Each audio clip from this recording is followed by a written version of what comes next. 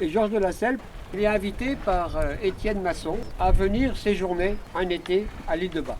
Les deux amis arrivent en 1897 et ils logent dans l'unique auberge de l'île, la pension Robinson. Et Georges de Lasselle, pendant qu'il est là, il achète un terrain, la pointe est de l'île.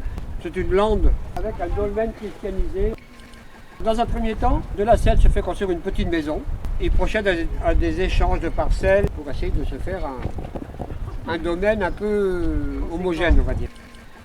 Pendant cette promenade dans l'île, il découvre de nombreux végétaux que les marins du coin avaient ramenés lors de leur voyage. Il s'est dit, je vais faire un jardin exotique. Dans la partie centrale de son domaine, il creuse une cuvette qui tombe sur une nécropole néolithique. Autour de cette cuvette, il plante en 1905 des pins, histoire de couper le vent. En mai 1918, il apprend qu'il est atteint de tuberculose pulmonaire, qu'il prend une retraite anticipée et il s'installe sur l'île. Il consacre toute sa fortune au développement de son jardin. Il espère trouver le trésor de Saint-Paul. Il n'a jamais trouvé. Des plants exotiques, il les achète au jardin colonial de Nogent, mais auprès aussi de nombreux amateurs. Il bénéficie aussi de dons, en particulier Mélanie de Dortan, qui est la veuve du botaniste Philippe de Vilmorin. Donc, Madame de Vilmorin, qui était pendant l'été locataire du château du Taureau, qui échangeait des boutures. Il acclimate 5 espèces de palmiers, il plante des cordylines, il plante une fougère arborescente d'Australie.